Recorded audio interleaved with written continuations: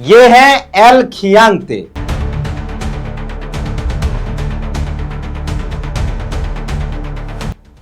उन्नीस बैच के आईएएस हैं और वर्तमान में जेपीएससी के झारखंड पब्लिक सर्विस कमीशन के चेयरमैन हैं और झारखंड के चीफ सेक्रेटरी भी रह चुके हैं। फरवरी 2025 को इन्होंने जेपीएससी का पद संभाला।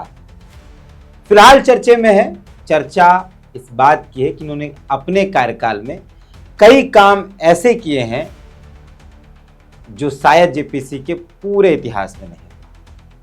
हम उस पर चर्चा करें उससे पहले आपको बता देते हैं कि जेपीएससी जो झारखंड की है, मतलब झारखंड पब्लिक सर्विस कमीशन जो है, वो सबसे ज्यादा विवाद में रहा है। आपको पता है कि 6 जेपीएससी तक विवाद जबरदस्त रहा।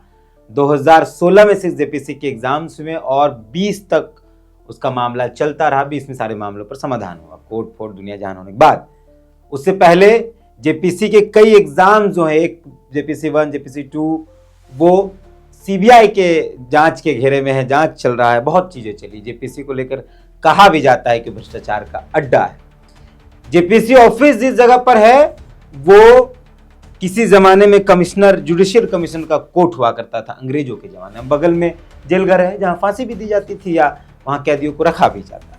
तो जेपीएससी के बारे में ये कहा जाता था कि सबसे भ्रष्ट संस्थान है, जहां ना तो नियम से एग्जाम्स लिए जा सकते हैं और ना ही एकदम स्वच्छता से परिणाम दिए जाते हैं। लेकिन एल खियांगते के जेपीएससी के चेयरमैन बनने के बाद कई ऐसे कार्य हुए जिस पर चर्चा बहुत जरूरी है। जैसे आज 21 अप्रैल है, आज 60 पदों के लिए, मतलब 60 पदों के लिए सीडीपीओ का जो मुख्यमंत्री हेमंत सोरेन द्वारा नियुक्ति पत्र दिया जा रहा है, इसका श्रेय भी इनको जाता है क्योंकि ये मामला बहुत लंबे समय से अटका हुआ था। इनके अध्यक्ष बनने के बाद, इनके चेयरमैन बनने के बाद, जेपीएससी का चेयरमैन बनने के बाद चीजें में तेजी आई और ऐसे कई एग्जाम्स हुए जिस पर विवाद नहीं हुआ।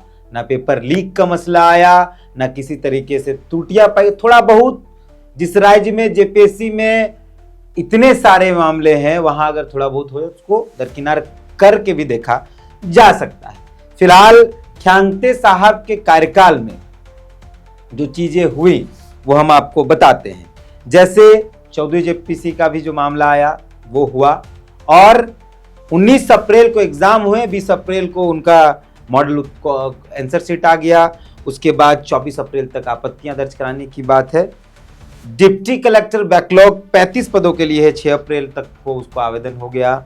उसके बाद 90 पद के लिए भी वैकेंसी है, उसका 28 अप्रैल से 12 मई तक, माफ कीजिएगा, 28 अप्रैल से 12 मई तक होना है। डॉक्टर्स और स्पेशलिस्ट डॉक्टर्स का बहाली है 1277 और 355 पदों के लिए। फॉरेस्ट रेंज ऑफिसर का है, असिस्टेंट कंजर्वेटर का है, फूड सेफ्टी ऑफिसर का। ऐसे एग्जाम्स क्लियर हुए हैं इनके कार्यकाल। हम इसलिए इनके नाम की चर्चा कर रहे हैं क्योंकि अभी तक जिस जेपीएससी को बहुत विवादों में देखा गया, इनके चेयरमैन बनने के बाद विवादों में बहुत कमी आई। क्योंकि इतने बड़े एग्जाम्स होते हैं, थोड़ा वो तो ठीक है, लेकिन इनके चेयरमैन बनने के बाद विवादों में बहुत कमी आई है, बहुत कमी आई। आज मुख्यमंत्री हेमंत सोरेन ने 60 पदों के लिए सीडीपीओ को, ये क्या बोलते हैं, 60 सीडीपीओ के लिए नियुक्ति पत्र बांटा, उनमें इनका क्रेडिट बहुत ज्यादा है। जेपीएससी को लेकर जो कहा जाता है कि आज तक जेपीएससी ने कोई फ्रेश एग्जाम्स नहीं लिए, ना ही कोई बेहतर परिणाम दिया, लेकिन इनके आने के बाद चीजें बदली हैं। आप निकालिए तो थोड़ी बहुत त्रुटियों को हटाकर बहुत ज्यादा विवाद कहीं नहीं नजर आया है। फिलहाल जेपीएससी इनके कार्यकाल में और बेहतर कर पाएगा या विवाद में घिरेगा, ये तो विषय भविष्य का है। लेकिन जो हुआ वो खियांगते साहब ने अच्छे से निभाया है, अच्छा किया, इसलिए ये चर्चा हो रही है और जिसकी बातचीत हम आपके बीच करने आए थे। फिलहाल इस वीडियो को यहीं समाप्त करते हैं। कमेंट पर आपकी प्रतिक्रिया चाहता हूं। मिलते हैं।